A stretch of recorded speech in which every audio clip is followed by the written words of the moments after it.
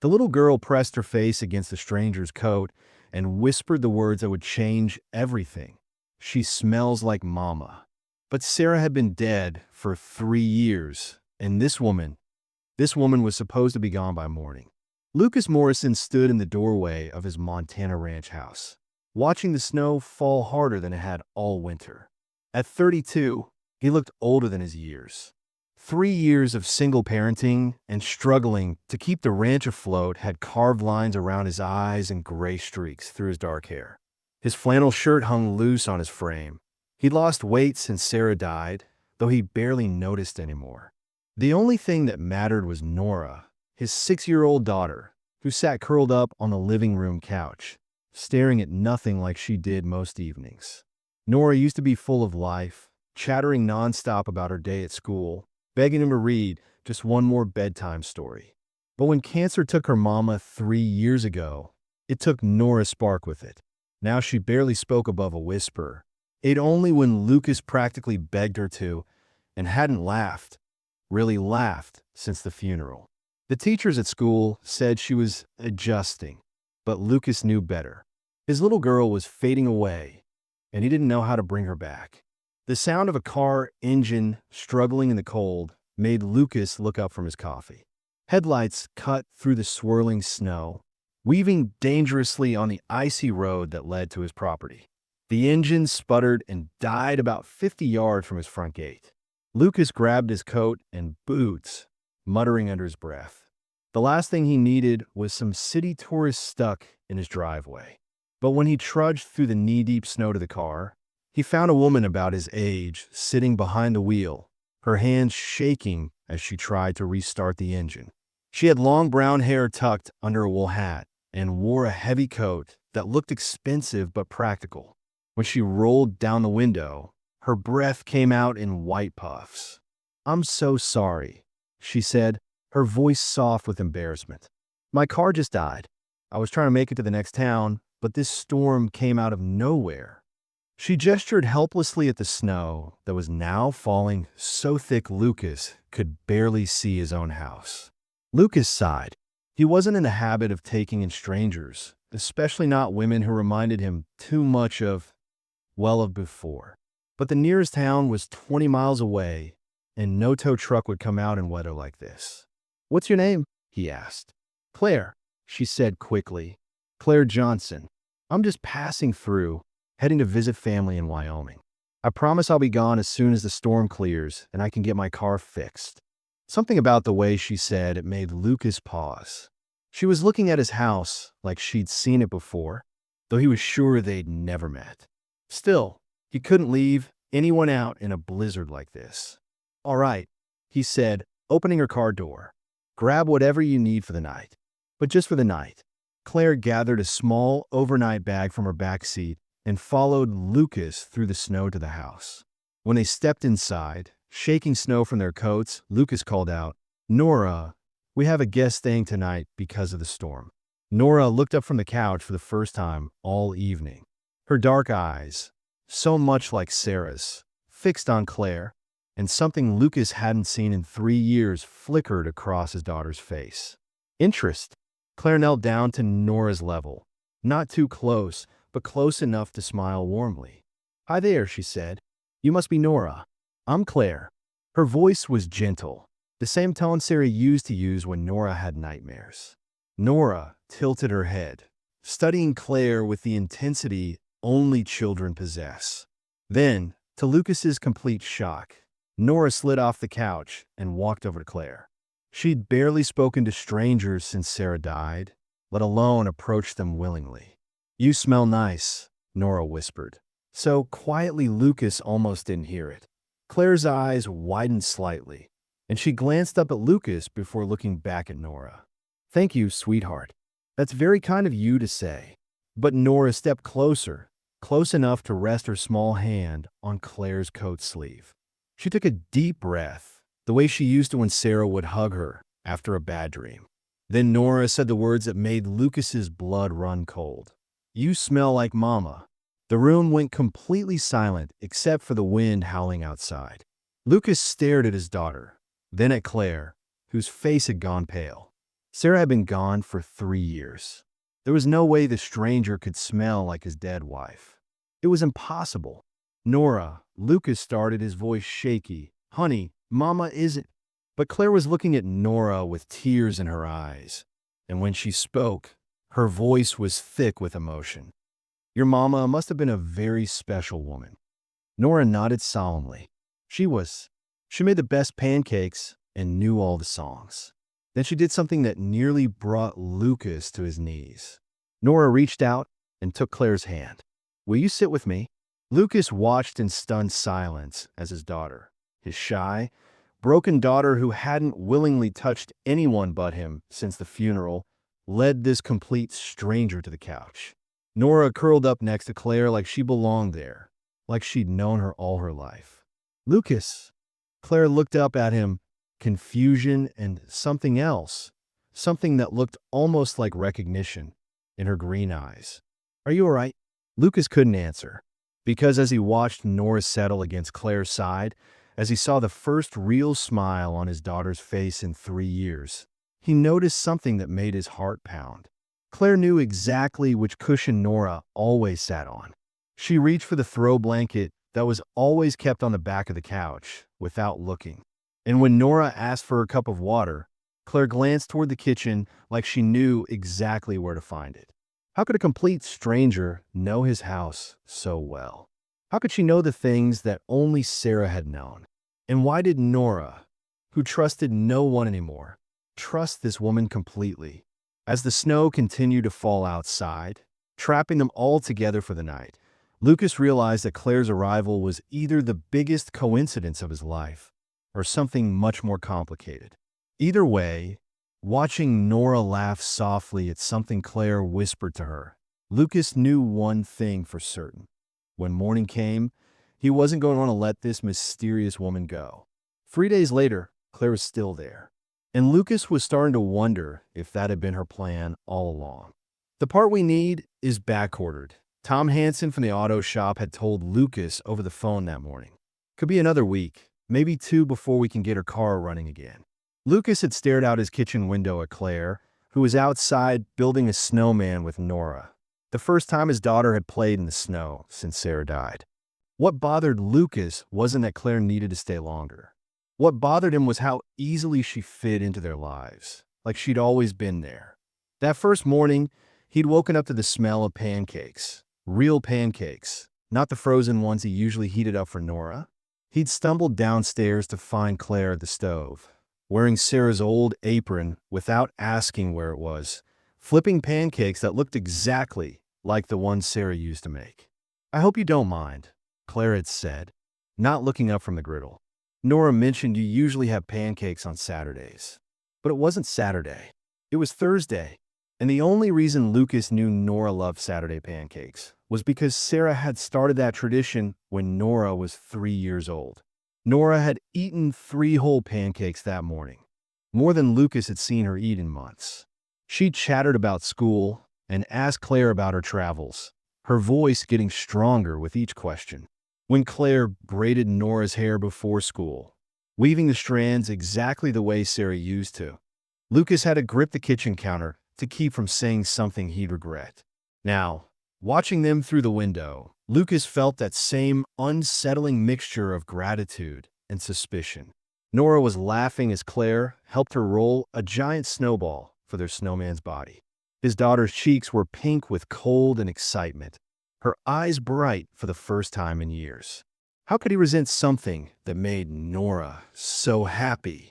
She's different, his neighbor Mrs. Patterson had said when she'd stopped by yesterday with a casserole. That little girl of yours. Haven't seen her smile like that since. She trailed off, but they both knew what she meant. Since Sarah, the front door opened, and Nora burst in, snow clinging to her coat and hat. Daddy, look what Miss Claire taught me. She held up a perfectly formed snowball. She showed me how to pack it just right so it doesn't fall apart. Claire followed behind her, stamping snow off her boots. Her cheeks were flushed from the cold, and she was smiling in a way that made Lucas's chest tighten. She looked so much like Sarah in that moment. The same joy, the same gentle energy that had drawn him to his wife all those years ago. I should help Nora get changed into dry clothes, Claire said, already moving toward the stairs like she knew exactly where Nora's room was. Which Lucas realized with a start, she did.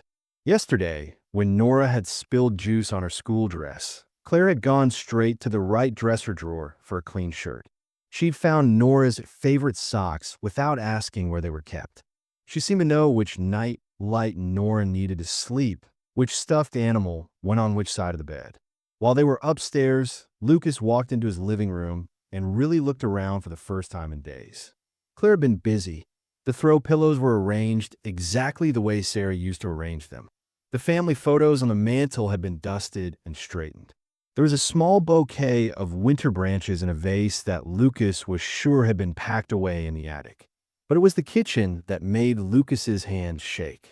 Claire had reorganized the spice rack in alphabetical order, the same system Sarah had used. She'd moved the coffee maker to the corner where Sarah had always kept it, claiming it was out of the way but still convenient. The dish towels were folded and hung on the oven handle in neat thirds, just like Sarah used to do. "Daddy, can Miss Claire stay for dinner too?" Nora appeared at the bottom of the stairs, now dressed in warm, dry clothes. Her hair was still in the braid Claire had woven that morning, though a few strands had escaped during their snow play. "Of course she can," Lucas heard himself say, even as his mind raced with questions he was afraid to ask. "Claire, would you like to stay?" Claire hesitated, and for a moment, Lucas thought he saw something like panic cross her face. "I don't want to impose. You've already been so kind, letting me stay while my car is being fixed. Please, Miss Claire." Nora took Claire's hand and looked up at her with those big dark eyes that could melt anyone's heart. "I want to show you my drawings from school." And just like that, the moment of uncertainty passed. Claire smiled and squeezed Nora's hand. "I'd love to see your drawings." As Lucas watched Nora pull Claire toward her art supplies, he made a mental note to pay closer attention. Something wasn't right about Claire Johnson, and he was going to figure out what it was. But as Nora spread her drawings on the coffee table and Claire exclaimed over each one with genuine delight, Lucas couldn't shake the feeling that maybe, just maybe, he didn't want to know the truth.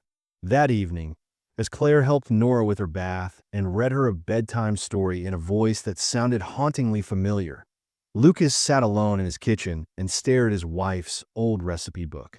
It was open to the pancake page, and there were fresh flour fingerprints on the margins.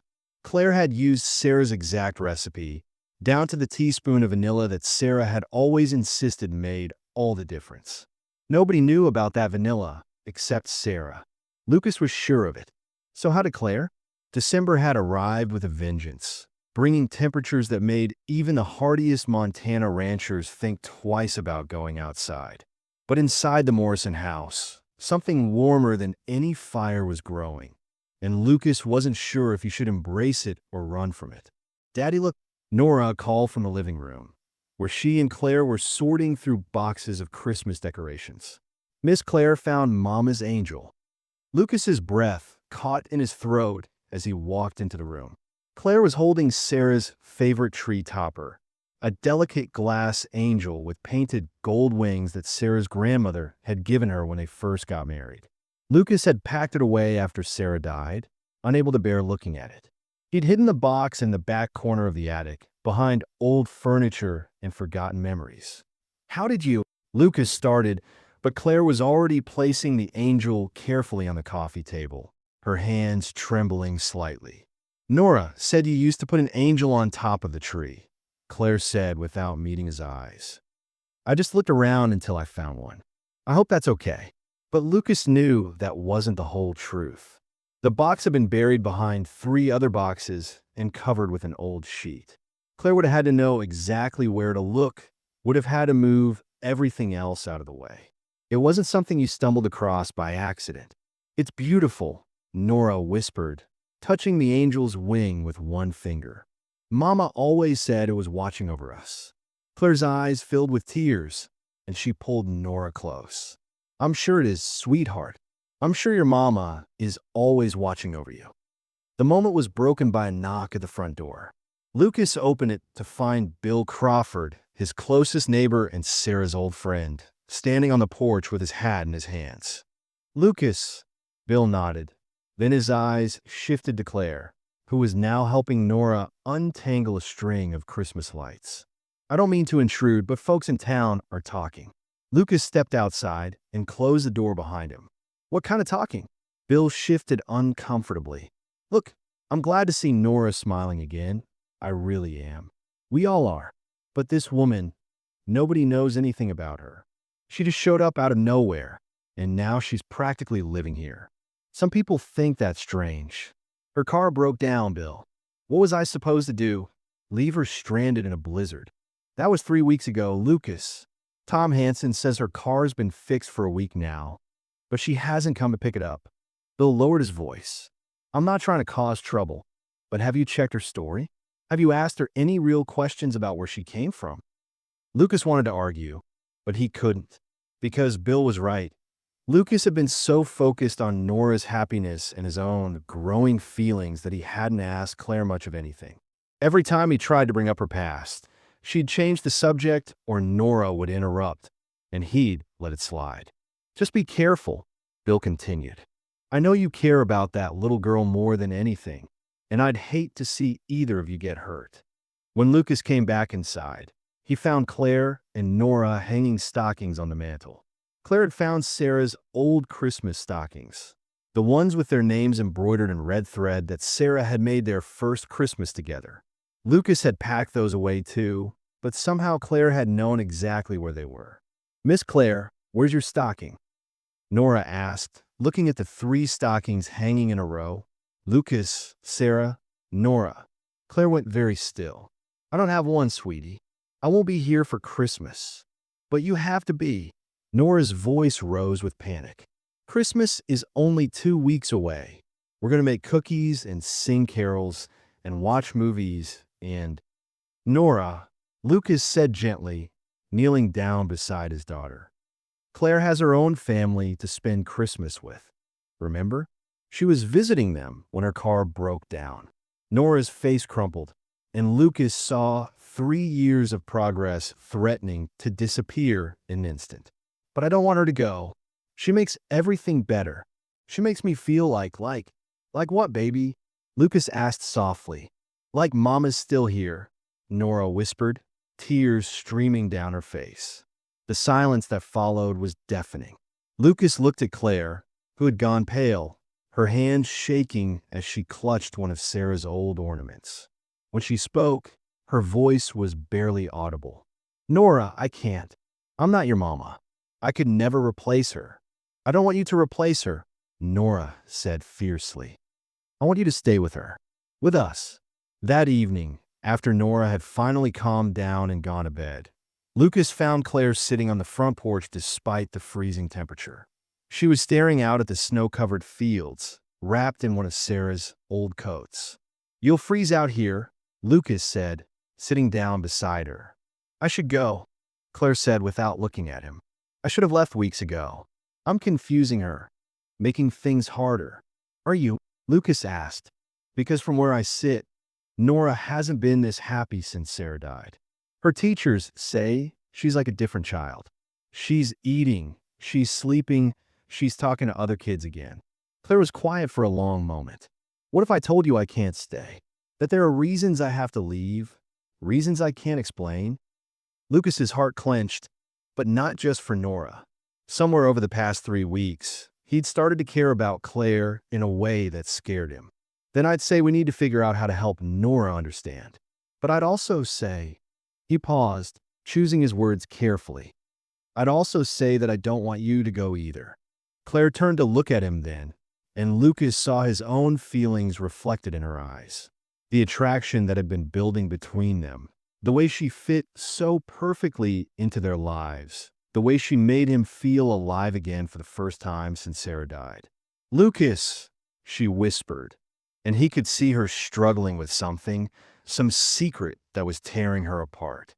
They were leaning closer to each other, the space between them charged with 3 weeks of unspoken feelings, when Nora's voice called from inside the house. "Daddy, Miss Claire, I had a bad dream. The moment shattered. Claire jumped up and hurried inside, leaving Lucas alone on the porch with more questions than ever. As he followed her inside, he heard Claire singing softly to Nora, the same lullaby Sarah used to sing, in the same gentle voice. But it was the phone call the next morning that changed everything. Lucas was in the barn when he heard Claire's phone ring inside the house. Through the open kitchen window, he caught fragments of her conversation. "I told you I can't." "No, they don't know." "I understand, but she needs me." "Fine. One more week, but then—" When Lucas came back inside, Claire was sitting at the kitchen table, staring at her phone with tears in her eyes. She looked up at him with an expression he'd never seen before: guilt, fear, and something that looked almost like panic. "Claire," Lucas said carefully, "is everything okay?" She stood up quickly, shoving her phone into her pocket. "Everything's fine. I need to run to town for a few things." But as she grabbed her coat and headed for the door, Lucas saw something fall from her bag. He picked it up after she'd left, a driver's license that definitely wasn't issued to Claire Johnson. The photo was Claire's face, but the name read something completely different. For the first time since Claire had arrived, Lucas realized he might not know this woman at all. Lucas stared at the driver's license in his hands, reading the name over and over: Claire Sarah Mitchell. Not Johnson, Mitchell. And there was something about that middle name that made his stomach drop. Sarah. Claire's middle name was Sarah. His hands shaking, Lucas walked to the old cedar chest in the living room, where he kept Sarah's personal things. He hadn't opened it since the funeral, couldn't bear to look at the reminders of what he'd lost. But now he dug through the photos and letters until he found what he was looking for: Sarah's old photo albums from before they met. There, on page 12 of her college album, was a photo that made Lucas's world tilt sideways. Sarah stood arm in arm with another young woman at what looked like a graduation ceremony. The other woman had the same face, the same smile, the same everything. They were identical. Written in Sarah's careful handwriting at the bottom of the photo were the words, "Me and Claire, finally graduated. Can't wait for our new adventures." Lucas's legs gave out, and he sank onto the couch. Claire wasn't a stranger. She was Sarah's twin sister, the sister Sarah had told him about in those early days of their relationship, before pain made her stop talking about her past. "She died in a car accident when we were 22, Sarah had said, tears streaming down her face. "We had this terrible fight about something stupid. I can't even remember what now. She stormed out, and I never saw her again. The police said she went off the road during a storm. They never found her body, but there was so much blood." Sarah had never spoken about Claire again after that night, and Lucas had learned not to ask. But Claire hadn't died. She was here, in his house, taking care of his daughter, making him fall in love with her. She was Sarah's identical twin sister, Nora's biological aunt, and she'd been lying to them from the moment she arrived. The front door opened, and Claire walked in carrying grocery bags. She took one look at Lucas's face and the photo album in his lap, and all the color drained from her cheeks. "Lucas, I can explain." "Can you?" Lucas stood up, his voice deadly quiet. "Can you explain why you let me believe you were a stranger? Why you let Nora get attached to you without telling her who you really are? Why you've been living in my house, sleeping in my guest room, playing house with my family when you're Sarah's sister?" Claire set down the grocery bags with trembling hands. "Where did you find that photo?" "In Sarah's things. The things I haven't been able to look at for 3 years because losing her nearly killed me." Lucas's voice cracked. "She told me you died, Claire. She mourned you. She carried guilt about your fight for years, blamed herself for your death." "I know," Claire whispered, tears streaming down her face. "I know she did, but I didn't die, Lucas. I was in a coma for 6 months. When I woke up, I had amnesia. I didn't remember anything.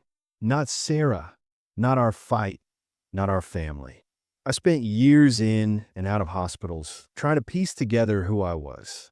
And when you remembered, 2 months ago, it all came back at once. Sarah, our childhood, our fight, everything. I tried to find her, to apologize, to make things right. But when I got to the address I had, the neighbors told me she'd died. Cancer, and that she'd left behind a husband and a little girl. Lucas felt like he was drowning. So you decided to what? Just show up and insert yourself into our lives without telling us who you were? No. Claire's voice was fierce now. My car really did break down. The storm was real. I was just going to stay one night, see Nora from a distance, make sure she was okay, and then leave. But when she said I smelled like her mama, Claire's voice broke completely. She needed me, Lucas, and I needed her too. I needed to feel close to Sarah again. By pretending to be someone else, by being the family Nora doesn't know she has. Claire shouted, then immediately lowered her voice, glancing toward the stairs where Nora was napping. Sarah was my identical twin. We shared everything, DNA, mannerisms, even some memories. When Nora said I smelled like her mama, she was right. I am her family, Lucas. I'm all the family she has left of Sarah. Lucas ran his hands through his hair, tried to process everything. The pancake recipe, the lullabies, the way you knew where everything was. Sarah and I were identical in almost every way. We liked the same foods, sang the same songs, even organized things the same way. When we were kids, people couldn't tell us apart. The only difference was a small scar on my shoulder from when I fell off my bike when we were 7. Why didn't you just tell me the truth from the beginning? Claire looked away. Because I was afraid. Afraid you'd hate me for staying away so long. Afraid you'd blame me for Sarah's guilt. Afraid you wouldn't let me be part of Nora's life if you knew I was the sister who broke Sarah's heart. They stood in silence for a long moment, the weight of 3 years of secrets and grief hanging between them. Finally, Lucas spoke, his voice barely above a whisper. Nora's going to be devastated when she finds out you've been lying to her. I never lied about caring about her. I never lied about loving her. She's my niece, Lucas. She's Sarah's daughter, and part of Sarah lives on in her. When I look at Nora, I see my sister. When I take care of her, it's like I'm taking care of Sarah too. And what about me? Lucas asked, his heart breaking. What about what's been happening between us? Was that part of your plan too? Claire's eyes filled with fresh tears. I never planned to fall in love with you, Lucas. I came here to honor my sister's memory, not to replace her. But Nora needed a mother figure, and you needed... I needed what? You needed someone to help you live again. Sarah wouldn't have wanted you to stay broken forever. She wouldn't have wanted Nora to grow up without joy.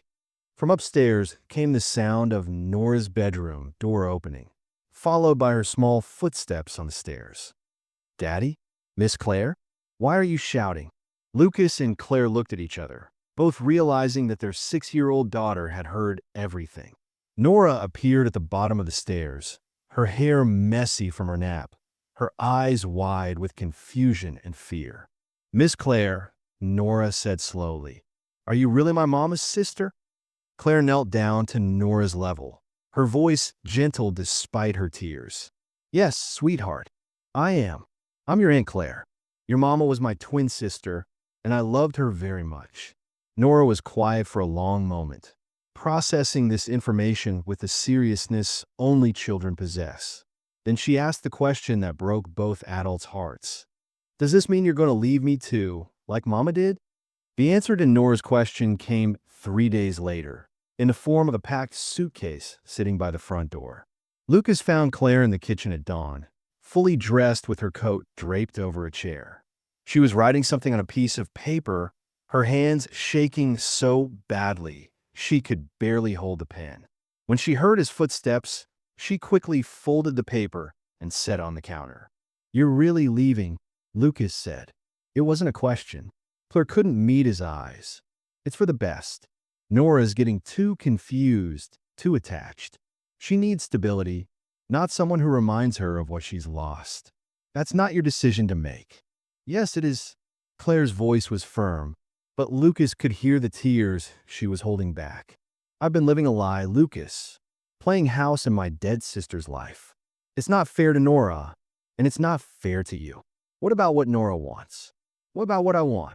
Claire finally looked at him then, and Lucas saw the pain she'd been hiding. What you want is Sarah.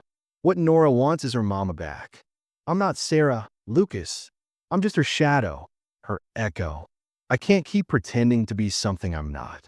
Nobody asked you to pretend to be Sarah. We asked you to be yourself, to be Claire. But don't you see? Claire's voice broke. I don't know who Claire is anymore. For 3 years, I was nobody. Now I'm here, and all I know how to be is the sister who looks like Sarah, sounds like Sarah, loves like Sarah. Nora doesn't love me, Lucas. She loves what she thinks I am, a piece of her mother that came back. Lucas wanted to argue, but deep down, he wondered if she might be right. Did he care about Claire for herself? Or because she made him feel close to Sarah again? Did Nora love her aunt? Or was she just desperate for any connection to her mother? I called a cab, Claire continued. It'll be here in an hour. I'll catch the bus to Denver, and then… She shrugged helplessly. Then I'll figure out who I'm supposed to be. Claire, please, don't do this. Nora needs you. Nora needs therapy, Lucas. She needs help processing her grief, not a substitute mother who can't stay. And you, she touched his face gently. You need to heal from losing Sarah before you can love anyone else. Even me. An hour later, Lucas stood at the living room window, watching Claire's cab drive away. The house felt impossibly empty, like all the air had been sucked out of it. But the worst was yet to come. Nora came downstairs at her usual time, hair messy from sleep, expected to find Claire making breakfast like she had every morning for the past month. Instead, she found Lucas sitting at the kitchen table with a cold cup of coffee and Claire's folded note. "Where's Aunt Claire?" Nora asked, and Lucas's heart broke at how naturally she'd started using the word aunt. She had to go, "Sweetheart, she left this for you." Lucas handed Nora the note, even though he knew she couldn't read most of it yet. Nora stared at the paper, then looked around the kitchen as if Claire might be hiding somewhere. She'll be back for breakfast, right? She always makes pancakes on Saturday. Nora, honey. Lucas knelt down in front of his daughter. Aunt Claire isn't coming back. The change in Nora was immediate and devastating. Her face went completely blank, the same expression she'd worn for months after Sarah's funeral. She dropped the note and walked back upstairs without a word. By afternoon, Lucas was terrified. Nora had refused to eat lunch, refused to come out of her room, refused to speak at all. When he finally used his key to unlock her bedroom door, he found her curled up in her bed, clutching the stuffed rabbit Sarah had given her before she died. "Nora, baby, please talk to me." "Nothing." "Are you hungry? I can make you a sandwich." "Nothing." Lucas sat on the edge of Nora's bed, remembering another time he'd found her like this, right after Sarah's funeral, when Nora had retreated so far into herself that he'd been afraid she'd never come back. It had taken months of therapy and patience to coax her back to the world of the living. Now, in the span of one morning, all that progress had been erased. "She promised she wouldn't leave," Nora whispered suddenly, so quietly Lucas almost didn't hear her. "When did she promise that?" "The first night. Well, I had the bad dream about Mama going away forever. Aunt Claire said she would stay as long as I needed her." Nora's voice was flat, emotionless. "But she lied. Everyone lies. Everyone leaves." Lucas felt something break inside his chest. "Nora, I'm not going anywhere. I promise you that. Mama promised too. She said she would fight the sickness and get better. She said she would always be my mama." Nora finally looked at him, and her eyes were older than any 6-year-old should be. "But she died anyway, and now Aunt Claire is gone too. So your promises don't mean anything." That evening, Mrs. Patterson came over with dinner, took one look at Nora's empty plate and Lucas's haggard face, and shook her head. "That child has been through enough," she said firmly. "You need to get Claire back, Lucas. I don't care what happened between you two, but that little girl is breaking apart again. Claire thinks it's better this way. She thinks Nora was just confused, that she only cared about her because she reminded her of Sarah. And what do you think?" Lucas was quiet for a long moment. "I think Claire is scared. I think she's been hurt and lost for so long that she doesn't trust good things when they happen. But I also think," he paused, looking upstairs toward Nora's closed bedroom door. "I think she's wrong about Nora. And I think she's wrong about me, too. Then go get her. What if I can't find her? Then you keep looking until you do. That woman brought life back into this house, Lucas. She brought your daughter back to you. Are you really going to let her walk away because she's too afraid to believe she deserves to be loved?" Lucas looked at Mrs. Patterson, then at the note Claire had left. He'd read it a dozen times, but now he read it again, and this time he saw something he'd missed before. At the bottom, in small letters, she'd written, "Bus station, 8 p.m. departure to Denver." Lucas glanced at his watch. It was 7:15. "Will you stay with Nora?" he asked Mrs. Patterson, already reaching for his keys. "You bet I will. Now go." Lucas ran to his truck, his heart pounding. The bus station was 25 minutes away on a good day, and the roads were still icy from last week's storm. But as he drove through the Montana darkness, racing against time and his own fears, Lucas knew one thing for certain. He wasn't going to let Claire disappear from their lives without a fight. Nora needed her aunt, and he needed Claire, not as Sarah's replacement, but as herself, as the woman who had brought laughter back into their house and hope back into their hearts. He just prayed he wasn't too late. Lucas's truck skidded into the bus station parking lot at 7:58 p.m. Through the windows, he could see Claire sitting on a bench with her suitcase beside her, staring at a bus ticket in her hands. She looked small and lost, nothing like the confident woman who had walked into his life a month ago. He burst through the station doors just as the Denver bus pulled up outside. "Claire!" She looked up, startled, and Lucas saw the tears she'd been trying to hide. "Lucas, what are you doing here? You should be home with Nora." "Nora won't eat. She won't talk. She's back to the same place she was right after Sarah died, maybe worse." Lucas sat down beside her on the bench, his heart pounding from the drive and from fear. "She thinks everyone she loves is going to leave her. That's exactly why I have to go. I'm just going to hurt her more." "No, Claire, you're wrong." Lucas turned to face her fully. "Nora doesn't love you because you remind her of Sarah. She loves you because you're her Aunt Claire. Because you showed her it was okay to be happy again. Because you gave her a family." Claire shook her head. "I can't replace Sarah, Lucas. I shouldn't try. Nobody's asking you to replace Sarah. We're asking you to be part of our family as yourself." Lucas took her hands in his. "I fell in love with you, Claire. Not with Sarah's memory, not with what you represent, but with you. The way you laugh at Nora's terrible jokes. The way you hum while you cook. The way you make everything feel like home." The bus driver announced final boarding for Denver. Claire looked at her ticket, then at Lucas, tears streaming down her face. "What if I don't know how to be myself? What if I'm not enough? Then we'll figure it out together. You, me, and Nora. As a family." Claire stood up slowly, walking toward the bus. Lucas's heart sank, thinking he'd lost her. But instead of getting on, she walked to the trash can and dropped her ticket inside. "I want to go home," she whispered. 3 hours later, they walked into the house together. Mrs. Patterson met them at the door with a worried expression. "She hasn't moved from her room. Won't even let me in." Lucas and Claire climbed the stairs together. Nora's door was still locked, but they could hear quiet crying from inside. "Nora, sweetheart," Claire called softly. "It's Aunt Claire. I'm home." The crying stopped. After a long moment, they heard small footsteps, and then Nora's voice, muffled by the door.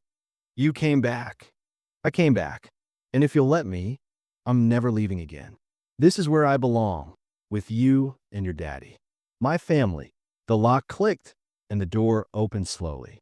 Nora stood there in her pajamas, hair messy, eyes red from crying. For a moment, nobody moved. Then Nora launched herself into Claire's arms. "I thought you were gone forever like Mama." "I'm not going anywhere, baby girl. I promise. And this time, it's a promise I can keep." 6 months later, the Morrison Ranch looked different. There were flowers in the garden that Claire had planted with Nora's help. Laughter echoed from the kitchen most mornings. The house felt alive again.